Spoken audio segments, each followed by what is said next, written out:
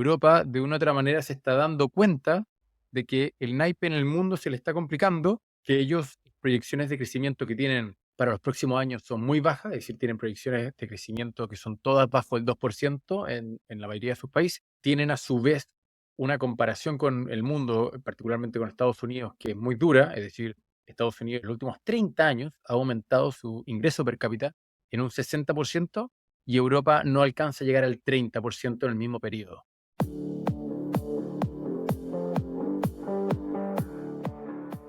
Hola, ¿cómo están? Bienvenidos a un nuevo capítulo de Emergente. Estamos acá con Daniel San Martín, soy Tomás Sánchez y como toda la semana estamos acá intentando entender hacia dónde va el planeta, cuáles son los fenómenos que le están dando forma a nuestra sociedad. Daniel, ¿cómo estás? Estoy bien, Tomás. Hoy día tenemos un capítulo bien especial, un poco diferente. Yo creo que vamos a entrar un poquito más en profundidad en un par de temas, un poco tal vez un capítulo algo más analítico. Nos vamos, creo que por primera vez en muchas semanas, no vamos a hablar directamente de inteligencia artificial. Obviamente algo va a caer por ahí, pero estamos tratando de tener una mirada general de todos los temas que importan, así que dos temas bien especiales esta semana. Exactamente, vamos a estar conversando sobre la neutralidad de la red, es decir, la neutralidad de Internet, dado que hubo un fallo importante la semana pasada en Estados Unidos. Y vamos a hablar sobre el caso de Europa, cómo Europa hoy día se está replanteando, está pensando su estrategia.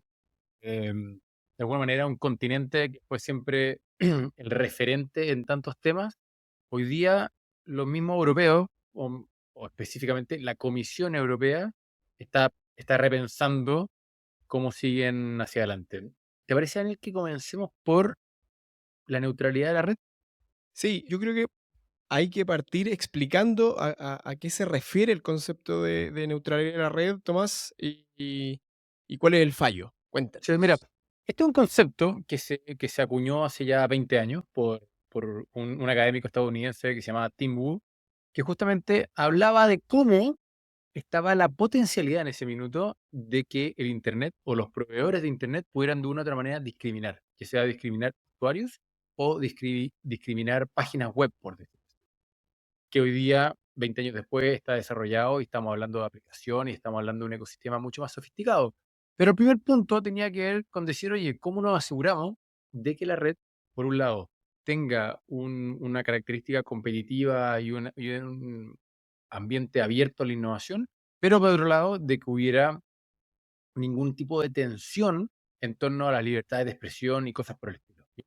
Y así fue que progresivamente la gran mayoría de los países del mundo ha adoptado normas, leyes que aseguran de una u otra manera que el Internet sea neutral. Es decir, que un proveedor de Internet no te pueda discriminar y tampoco pueda de una u otra manera discriminar el contenido que corre dentro de sus capas. Sí, acá uno puede hacer la analogía de esto es como si hubiera un proveedor de transporte de bienes, por ejemplo, que decidiera hacer que algunas cosas pasaran y otras cosas no. Hay leyes del libre tránsito porque vivimos en una sociedad donde se espera que todas las personas nos podamos mover. Y esta es una ley o un principio que busca replicar esa libertad de tránsito en el mundo digital y por lo tanto, en principio uno podría pensar que es fundamental y que es algo que todos los gobiernos tienen que asegurar, pero como todo en la vida, siempre hay pequeños detalles o pequeños elementos que hacen que esto sea siempre que tenga elementos de discusión. Sí. Bueno, y pasa en el caso de Estados Unidos, lo que fue noticia, es que en el fondo la Comisión de Comunicaciones Federales, por decirlo así, la FCC en inglés, tuvo un nuevo dictamen la semana pasada donde de alguna manera liberalizó, comillas de vuelta, sin entrar a los aspectos técnicos, y que la red sea más neutral en Estados Unidos, ¿cierto? ¿Por qué nos importa esto? Porque entendemos que Estados Unidos, como un país tan influyente, tan determinante en la economía mundial y sobre todo en el mundo de las big tech y la tecnología, el cómo se norme esto es importante.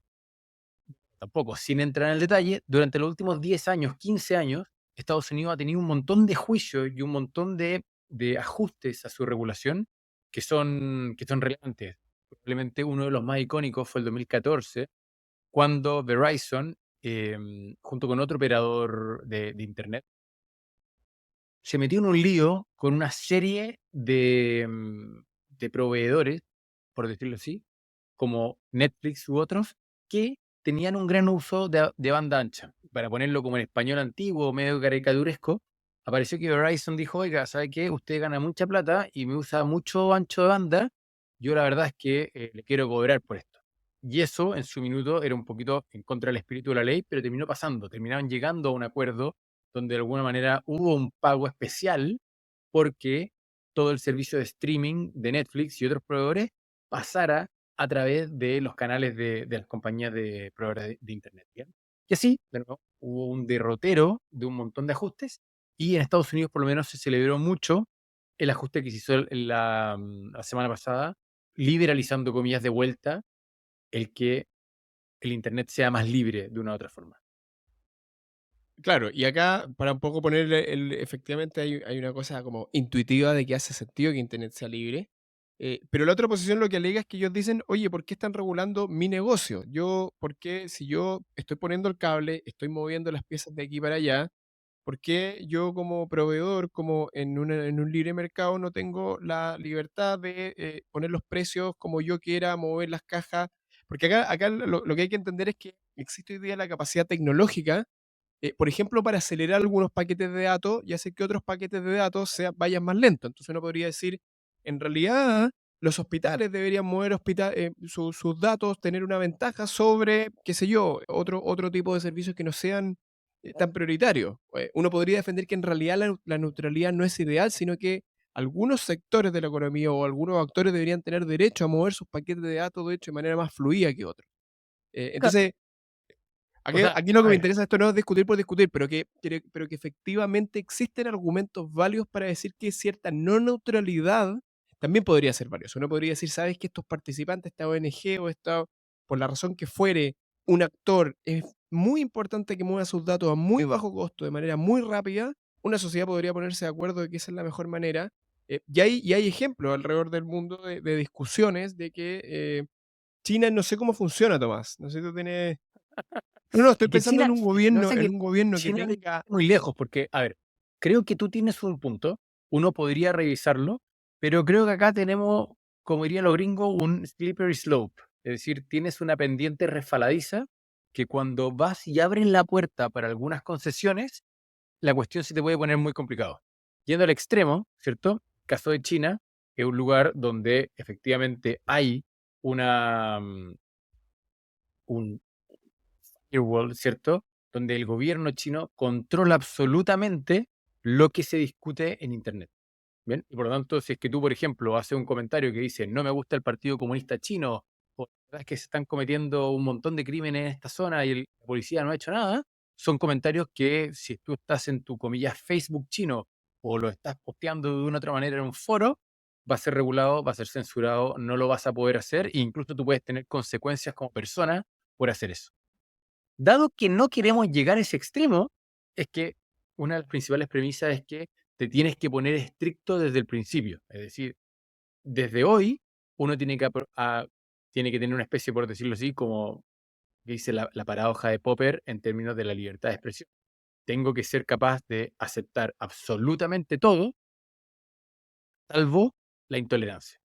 Salvo, perdón, no es la intolerancia específicamente, perdón, es la paradoja de Popper, sino que son los llamados al odio y a la violencia. Bien, pero todo el resto debería uno aceptarlo. Y ese es un poco el argumento cuando uno dice mantengamos el Internet neutral, porque la medida que en buen chileno como que uno como que genera un precedente, después se te complica la vida, porque primero con la excusa de los hospitales lograste que la ley pasara para poder ayudar a algunos, y después con otra ley lograste que fuera por otro lado, y después lograste esto, y después lograste lo otro, y no te diste cuenta, y tenéis 40.000 excepciones, que las 40.000 excepciones terminan por desemparejar el mercado. Pero ¿qué es lo que se hace en el mundo, digamos, físico con un montón de cosas? Perdón por poner el ejemplo, pero No, por favor. hay todo un sistema para que la ambulancia, cuando va por la calle y transita por la calle, la ambulancia echa las leyes para que la ambulancia efectivamente pueda ir más rápido, y pueda llegar a su destino con mayor probabilidad, si se quiere, en un cierto tiempo que un carro normal. Y estamos Disculpa, todos de Daniel, acuerdo pero con eso. eso no es así. Y no permite que las ambulancias vayan más rápido, simplemente los carabineros hacen los lesos, pero nadie tiene permiso para Pero hay saltarse. un uso de costumbre que cuando en la mayoría de los países, cuando la ambulancia viene, el otro de los carros se corren y la Exacto. ambulancia, efectivamente, Pero no, cuando cruza la pero no hay, luz no hay roja. una ley al respecto. Hay un uso y costumbre que de alguna manera podríamos meternos en otro debate, de cómo el uso y costumbre muchas veces reemplaza la ley de una manera más sabia y más flexible. Bien, pero en este caso lo que estamos diciendo es, los operadores de Internet son de una otra manera un monopolio natural. Y por lo tanto, está el Estado de por medio que asignó un cierto bando, un cierto rango de frecuencia electromagnética para que usted pudiera operar.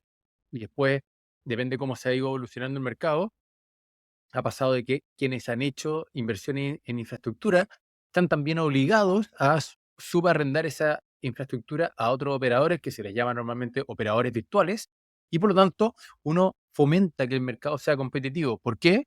Porque como nos enseña la economía, un mercado como este es naturalmente monopólico, es decir, tiende a la concentración, porque hay tantas economías de escala con que sea un solo operador que tenga todos los cables de fibra óptica o bien todas las antenas de celulares, que hay que regularlo. Bien, y dado esa naturaleza, es que hace sentido cuando quiero cuidar la libre competencia, como por otro lado quiero cuidar la libertad de expresión, es que tengo que asegurarme de que sí o sí haya la menor injerencia posible de ese operador en cuanto al contenido que pasa. Haciendo la analogía de una carretera, está bien que la carretera diga los automóviles pagan 1000 y los camiones, porque son más grandes y más pesados y por lo tanto tienen un mayor costo o un mayor impacto en el uso de la carretera, paguen 2000, pero diferentes que digan, miren, los camiones con salmones pagan tanto y los camiones con computadores pagan tanto más porque tienen un mejor negocio. Claro, pero de nuevo, uno podría argumentar hacia el otro lado, es decir, favorecer, sabes que las escuelas rurales, todo el internet de las escuelas rurales, tienes que cobrar un costo mucho más bajo porque creemos que la educación pública de calidad y por lo tanto, claro, obviamente la no neutralidad discriminando es negativa, pero uno podría hacer discriminaciones positivas y por lo tanto uno podría argumentar que puede haber una situación en donde hay una no neutralidad donde se favorece a aquellos que como sociedad queremos favorecer. Claro, pero en ese caso, estando de acuerdo contigo, lo que diría es que el mecanismo no tiene que ser la capacidad de discriminar desde el operador, sino que tiene que ser la voluntad de subsidiar desde el Estado. Y por lo tanto, lo que pasaría es que yo le diría, usted que es el operador de Internet, no me venga con precios diferenciados porque si son escuelitas rurales o no, porque automáticamente al día siguiente van a aparecer 40.000 escuelitas rurales y todos nosotros, o muchos, van a decir, hola, soy escuelita rural, Es sino que verdad. lo que es mucho más eficiente, que el Estado diga, yo le pago la cuenta a todas las escuelitas rurales. Y de esa manera hay un subsidio que, de nuevo, en términos de teoría económica, es un mejor vehículo más que la distorsión de precios. Muy buena discusión y Es- yo lo que quiero es escuchar a los comentarios, que nos pongan en los comentarios cuál es su posición en este espectro entre cuánta regulación, cuánta liberalidad, cuánto laissez-faire. Así que me gustaría escuchar a los auditores y auditoras. sí. Queridos, como siempre, siempre, siempre, siempre, muy abiertos a sus comentarios, sus sugerencias. La verdad es que nos ayudan mucho todas sus preguntas, sus sugerencias, sus comentarios. Por lo tanto, no paren al respecto. Oye, siguiente tema, ¿te parece? Me parece, Tomás. Oye, Vamos mira, por Europa. Tema.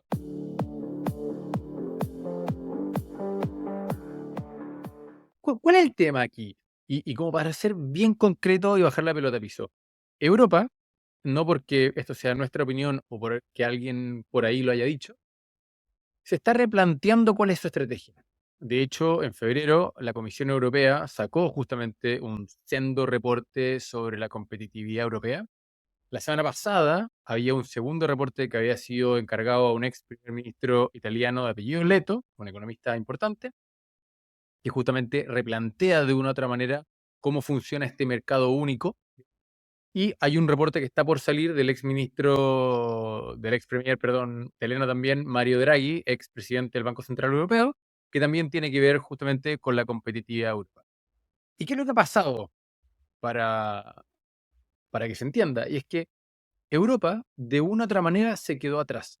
Europa, de una u otra manera, se está dando cuenta de que el naipe en el mundo se le está complicando, que ellos, proyecciones de crecimiento que tienen para los próximos años son muy bajas, es decir, tienen proyecciones de crecimiento que son todas bajo el 2% en la mayoría de sus países. em, Tienen a su vez una comparación con el mundo, particularmente con Estados Unidos, que es muy dura, es decir, Estados Unidos en los últimos 20 años, perdón, en los últimos 30 años ha aumentado su per cápita, su ingreso per cápita, en un 60% y Europa no alcanza a llegar al 30% en el mismo periodo. Entonces, como que ellos mismos empezaron a decir, uff, puede ser que nosotros tengamos algunas cosas un poquito más restrictivas en términos de libre mercado o tengamos de alguna manera unas posiciones más conservadoras o con economías de bienestar más fuertes, pero cuando efectivamente tu per cápita cambió tanto y el del tipo del frente cambió el doble, te lo preguntas. Sí, yo lo veo de una manera distinta. Yo como lo veo, es que a los europeos, sinceramente, por un tema ideológico e incluso te diría histórico, no les importaba crecer tan rápido. Yo creo que, obviamente estoy haciendo una generalización acá, pero en el ethos europeo ellos sabían que el americano crecía más rápido, pero hasta hace 5 años, por ejemplo, el europeo estaba feliz con su estado del bienestar, vivía una buena vida, tenía su casa, iba al teatro. El europeo es un individuo que consume mucha cultura, que no está tan interesado en los grandes carros, esta cosa como americana del avance económico, y yo creo que era genuinamente feliz. En mi interpretación, si es que no hubiera habido pandemia y sobre todo no hubiera habido guerra en Ucrania, seguiría ¿Mm? separándose Estados Unidos de Europa y Europa no tendría esta crisis, perdón, esta crisis existencial que está teniendo hoy día. Esta crisis existencial que tiene Europa del modelo europeo, del modo de vida europeo, viene, a mi juicio, como consecuencia de la situación geopolítica global. Sí, ojo, Sí, y yo no, yo, para cerrar el dime. punto, Europa no quería pelear una guerra, no quería estar preparado. Europa gastaba, Estados Unidos creo que gasta entre el 3 y el 4% de su Producto Interno Bruto en ejército, en armas, en su milicia. Y Europa tenía un acuerdo, la OTAN, digamos, los países de la OTAN, de gastar el 2% y la enorme mayoría de 27 estados, solamente 5 cumplían esto de gastar el 2% y todo el resto gastaba mucho menos. Y la verdad que a nadie le importaba mucho, el europeo estaba feliz gastando ese dinero en obras de teatro y disfrutando la vida de una manera elegante y calmada. Así que lo que yo creo que pasó es que les removió el piso es Europa, perdón, en la guerra de Ucrania en su patio aquí trasero. Sí, sí, yo estoy completamente de acuerdo contigo. No sé si completamente, pero creo que es una buena conjetura el que fue la mezcla del COVID con la guerra de Ucrania lo que de alguna manera les sacudió la jaula a los europeos. Para ser preciso con el número que estaba dando antes, Daniel, Estados Unidos gasta el 3,4% de su Producto Interno Bruto, mientras, por ejemplo, Inglaterra, que es el país europeo que más gasta, es 2,3. Bueno, si consideras Rusia como país europeo, sería un 5,6. Y, por ejemplo, Alemania era el 1,5. Aún así, de hecho, Estados Unidos gasta el 37% del presupuesto mundial. Datos rosas para hacerse Impresionante. Sí. una idea en la cabeza. Pero, pero el punto es el siguiente, Dani, es que esta pateada de jaula de el COVID más la guerra con Ucrania, de alguna manera reveló o recordó una serie de problemas un poquito más estructurales. Cuando estábamos hablando del aumento del ingreso per cápita en Europa, ese 30% es desigual. Y de hecho lo que pasa es que un 30% de la población de la Unión Europea, es decir, alrededor de 135 millones de personas, están en zonas o ellas mismas han sido afectadas por justamente un nulo crecimiento en términos per cápita, es decir, en los últimos 20 años no creció el per cápita, y la mitad de ellas el per cápita decreció. Es decir, cuando uno entiende que tiene zonas de Europa que estamos hablando de 50, 70 millones de personas, que el per cápita ha bajado, y cuando al mismo tiempo el costo de la vida sube, ha subido en los últimos 20 años un 20 y tanto, 22%, si no me equivoco, los costos de arriendo promedio en Europa, casi un 50% los costos para comprar vivienda, uno entiende que se empieza a generar una situación compleja que hace cuestionarse las cosas y sobre todo cuando en una serie de desafíos que tiene Europa por delante se dan cuenta que ellos mismos, en términos de cadenas de suministro, en términos de competitividad, en términos de proveedores, ellos no son quienes reciben sus esfuerzos. Para ser concreto, el 80% del gasto militar o del apoyo militar que hizo Europa para Ucrania se fue a proveedores que estaban fuera de Europa.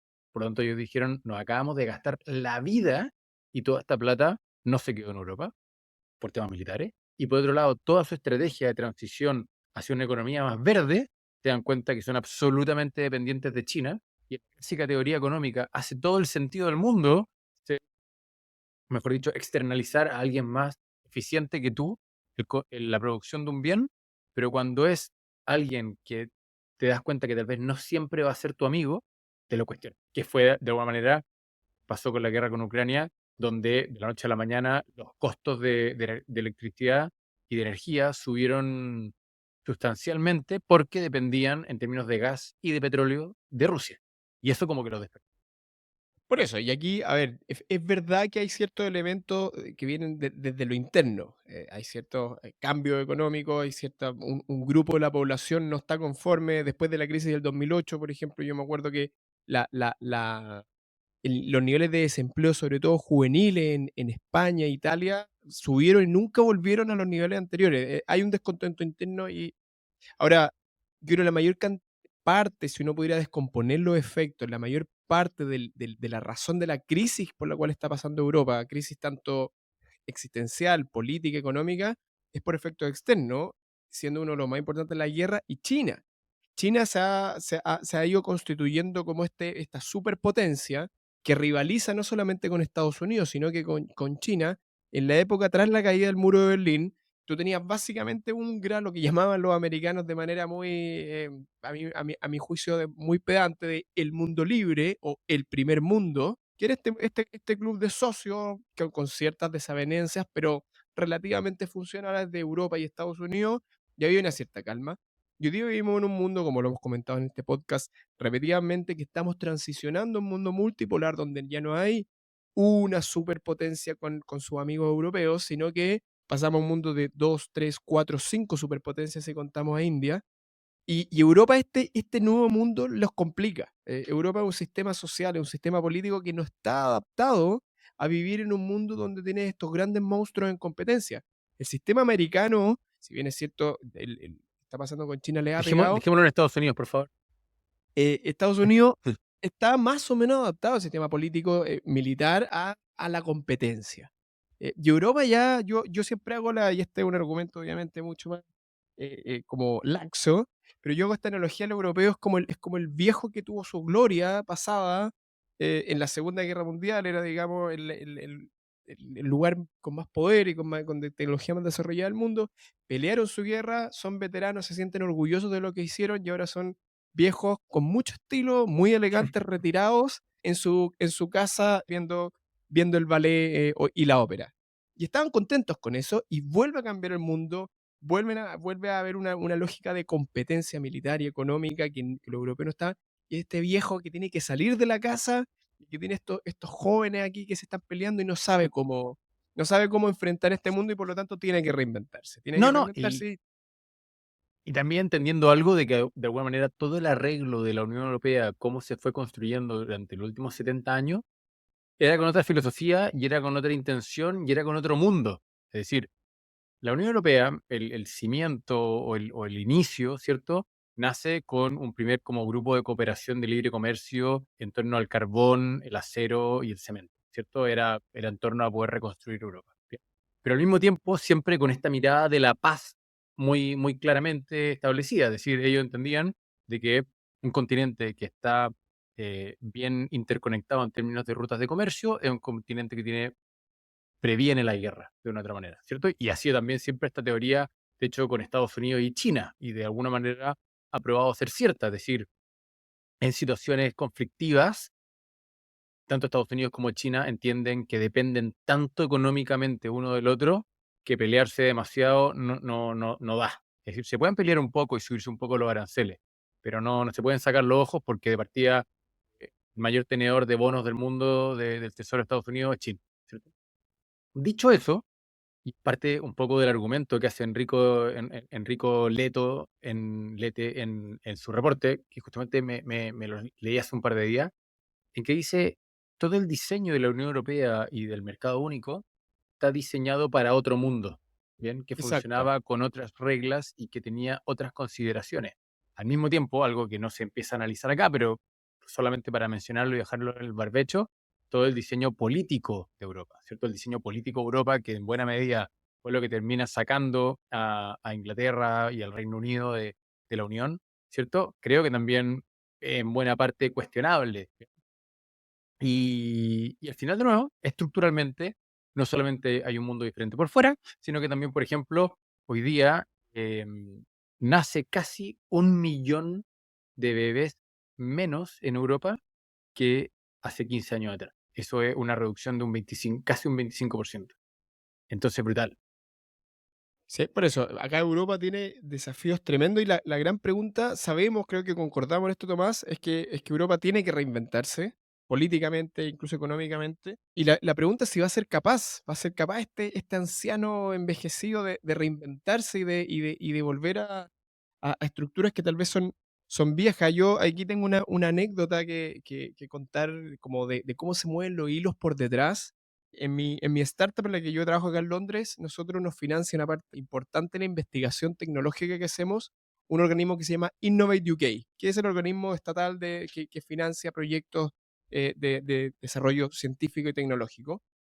Tuvimos la reunión con la officer, con la persona que administra, que es nuestro punto de contacto en este organismo, y después de la reunión, de manera de infidencia, ella nos contaba cómo los reunieron a un montón de gente que trabaja en este organismo Innovate UK para contarles que desde el próximo año los fondos dedicados a ciencia y tecnología bajan de manera radical y se crean nuevos fondos, esto en Reino Unido, se crean nuevos fondos para financiar desarrollo militar para empresas privadas que quieran desarrollar tecnologías militares, van a abrirse nuevos fondos y por lo tanto y esto es lo que en el fondo no ha salido esto publicado todavía, esto está en, digamos, información del aparato público, em, de eso, de que hay un cambio de prioridades, en Unión no está en la Unión Europea, pero lo meto en este análisis de lo que está pasando en Europa, de que se están cambiando las estructuras y lo estamos viendo frente a nuestros ojos.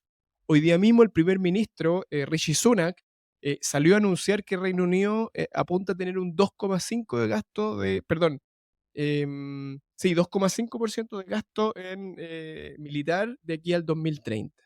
Y Mm. por lo tanto, va a haber que ver si el resto de los países puede cambiar esto. Yo no sé cuán aceptable es políticamente reducir gastos, no sé, en educación, en salud, y pasarlo a gasto militar. Vamos a ver cómo enfrenta el resto de Europa este tremendo cambio que estamos experimentando.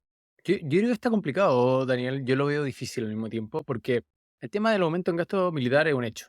Es decir, todo el mundo lo entendió. La gran mayoría de los países, incluso los países más pequeños de Europa, son los primeros que están abogando por el aumento del gasto militar por sobre el 2%, que es el acuerdo de la NATO, ¿cierto? En el fondo, esta alianza militar atlántica, sobre todo por todas las declaraciones de Trump. Es decir, como que también ese fue otro tema que despertó a Europa, de que se dieron cuenta que su principal aliado, Estados Unidos, en caso de que ganara Trump, ya no era tan aliado, dado todas las amenazas de Trump de que iba a dejar de financiar tan potentemente la NATO. ¿Bien?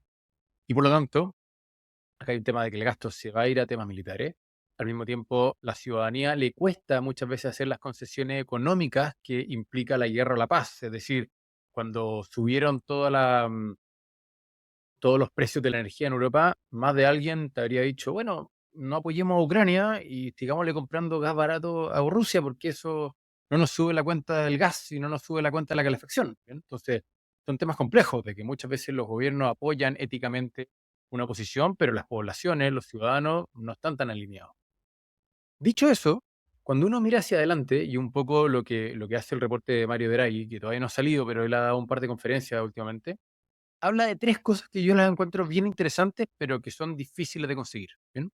Primero, habla mucho de la escala, es decir, entiende de que ser capaz de apalancar la escala de toda Europa en nuevas compañías, fondos de inversión, mercado financiero, que sean capaces de reflejar que son un mercado de 440 millones de personas es un gran desafío, dado que también Europa, por mucho que esté integrado en términos de un libre comercio, muchas de sus empresas, sus bolsas de comercio y sus principales, por ejemplo, operadores de telecomunicaciones, siguen funcionando con una lógica, una dinámica de por países. ¿Bien? Entonces, dice, bueno, si nosotros mañana queremos agarrar las economías de escala y las eficiencias que logra China o Estados Unidos, tenemos que potenciar escala en nuestras empresas, en nuestros mercados de capitales y así.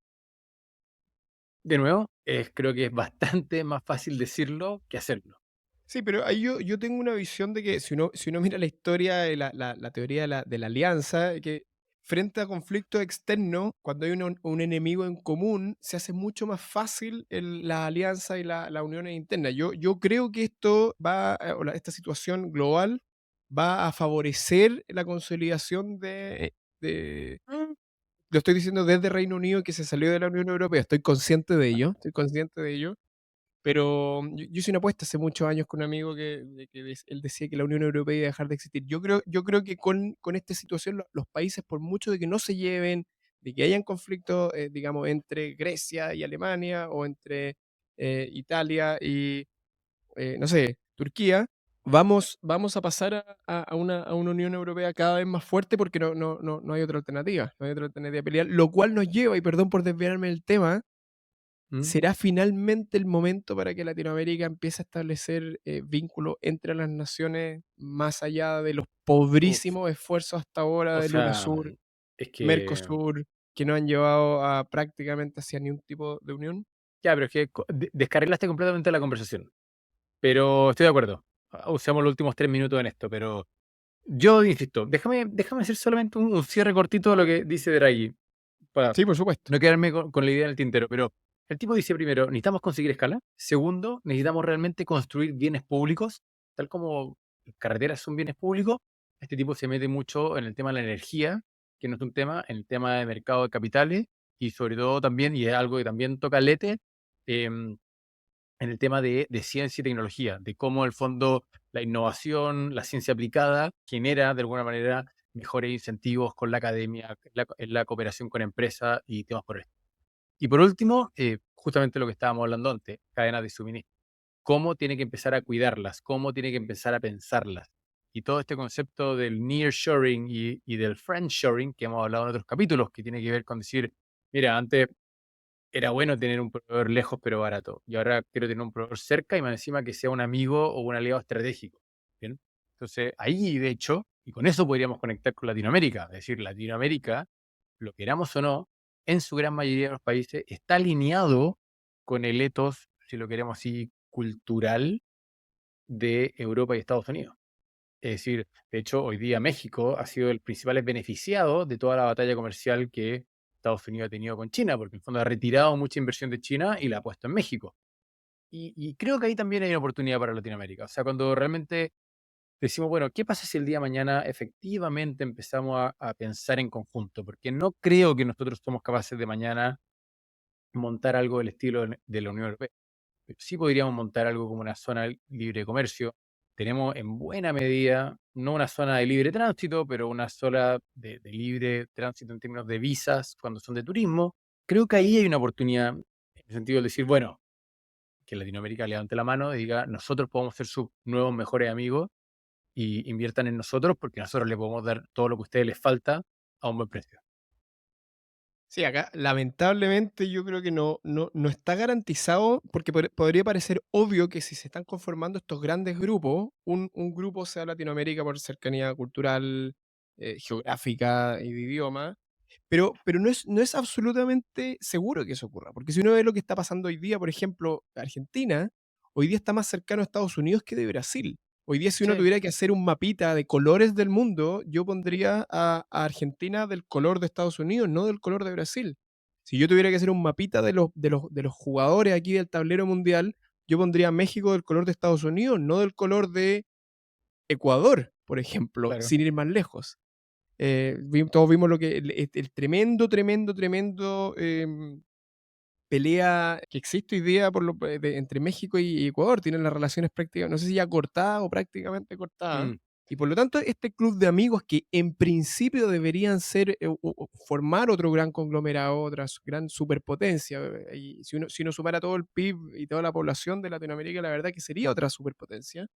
No es obvio que se va a conformar así. Y uno podría aventurar de que en 50 años va a estar No, unido a alguno de los otros bloques por países o separados, simplemente va a ser ese grupo del curso que nunca logró unirse a un grupo de amigos. no, a ver, Qué triste la analogía. lamentablemente, o sea, lamentablemente esa es la proyección. Es decir, yo no creo que de aquí a 10 o 20 años Latinoamérica tenga de alguna manera un tratado de libre comercio o un tratado de alineación estratégica o un tratado de cooperación conjunta para sus cadenas de suministro en industrias vitales.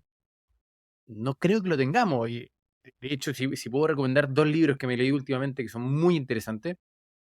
Uno es El continente olvidado, de Michael Reed, que era el ex editor para Latinoamérica de The Economist, ¿bien? Y hace de alguna manera un recuento de lo que ha sido el último siglo y en particular las últimas décadas de Latinoamérica, y uno entiende el desastre y desorden político-económico que hemos sido, ¿bien? Y por otro lado, un libro aún más pesado, con aún más páginas, que es de Carlos Granés, un antropólogo colombiano, que se llama Delirio Americano, que de alguna manera hace también un recuento o una historia política cultural de Latinoamérica y muestra cómo el mundo de las artes ha estado siempre tan cercado al mundo político y cómo también, nada, el desorden, desastre, el- los tintes moralistas y autoritarios que siempre ha tenido Latinoamérica. Dicho eso, digo, el escenario no es muy bueno, pero pucha, que necesitamos cierta alineación, estrategia y estrategia para salir adelante como región, ¿no? Sí, hay una falta ahí de líderes regionales, de alguna manera, que trasciendan los límites nacionales de hoy día. Sería muy, muy bienvenido que el surgimiento de un grupo de liderazgo, yo no sé cómo podría ocurrir, ¿ah? Pero de que liderazgo realmente, genuinamente latinoamericano y que nos permita a la región ponernos, ojalá, a la par porque nosotros acá estamos hablando en este podcast de la crisis europea, pero la verdad que Europa sigue adelante en muchos frentes, pero yo imagino un mundo donde Latinoamérica sea genuinamente otro gran foco, otra gran superpotencia y un mundo de superpotencias, de 6 o 7 superpotencias sobre el planeta Tierra. Yo creo que hay solamente dos caminos. Uno tiene que ver con que yo creo que uno es capaz de hacerse estas preguntas un poquito más difícil, que los políticos le dediquen tiempo y recursos a temas que no son tan urgentes, cuando las sociedades ya superaron sus urgencias. Es decir, mientras las sociedades latinoamericanas no superen su urgencia, ya sea en porcentaje de población viviendo en la pobreza, sus problemas educacionales, sus problemas de vivienda, ningún político se va a poder dar el lujo de gastar tiempo, recursos y retórica en decir, vamos a invertir tanto en hacernos más amigos del vecino o vamos a invertir tanto en otra cosa. Y lo segundo es lo contrario. Es decir, en la medida que hayan amenazas comunes, creo que uno puede aliarse, que un poco el argumento que tú estabas diciendo antes, Daniel, y que un poco lo que le pasó también a Europa. Europa, en el fondo, frente a la amenaza del comunismo y de Rusia posguerra, y el desafío de su reconstrucción es que dicen no nos queda otra que hacernos muy, muy amigos y todas nuestras diferencias las vamos a obviar porque acá algo más importante que es mantener la paz y prevalecer como continente. Y creo que en ese caso ya hubo un experimento en Latinoamérica que funcionó mal, que fue el tema de la pandemia y las vacunas. Es decir, tal como toda Europa se alió para comprar vacunas, Chile con el resto de Latinoamérica no lo hizo. ¿Bien? Y por otro lado podría ser el narcotráfico. Es decir, si es que Latinoamérica tuviera que hacerle frente al narcotráfico, uno podría pensar que seríamos capaces de organizarnos, pero hoy día, de hecho, le hacemos frente al tremendo desastre humanitario que es la migración desde Venezuela y no nos coordinamos. Entonces, ahí es cuando digo, chuta, Sí, yo lamentablemente tengo poca esperanza. Es verdad, pero hay que mantener siempre la esperanza y si uno quiere, a mí me parece bonito ir cerrando así diciendo, mira, en realidad hay un nuevo situación mundial donde efectivamente hay enemigos comunes y por lo tanto eso ayuda a que se superen las diferencias. Y lo segundo que necesitamos es lo primero que tú dijiste, que esta manera más de no pensar solo en el hoy, sino que a pesar de las carencias, ser capaz de tener una mirada a largo plazo Y eso es precisamente lo que en este podcast intentamos de incentivar, de invitar a la gente a no pensar en lo que dijo el político ahora, en lo que, sino que tener una mirada realmente de largo plazo, una mirada, estar orientado al futuro. Y invitamos, yo voy a seguir haciendo esta invitación a todas las personas de Latinoamérica que estén convencidas de que esta mirada hacia el futuro es importante, que nos contacten, que generemos comunidad y que tratemos en la medida de lo posible de ir pasando y de ir haciendo, de ir difundiendo esta manera de pensar. Así que he dicho. No, está muy bueno. Buen optimismo, Daniel, estoy de acuerdo contigo. Está bueno formar comunidad, está bueno empezar a conversar estos temas. Está bueno defender esta nueva forma de nuevo, de imaginarse Latinoamérica en el futuro. Y en ese sentido, ojalá quienes nos escuchan nos den una mano. Queridos, como siempre, muchas gracias por su atención, muchas gracias por su feedback y nos estamos escuchando la próxima semana. Un gran abrazo a todas y todos. Muchas gracias.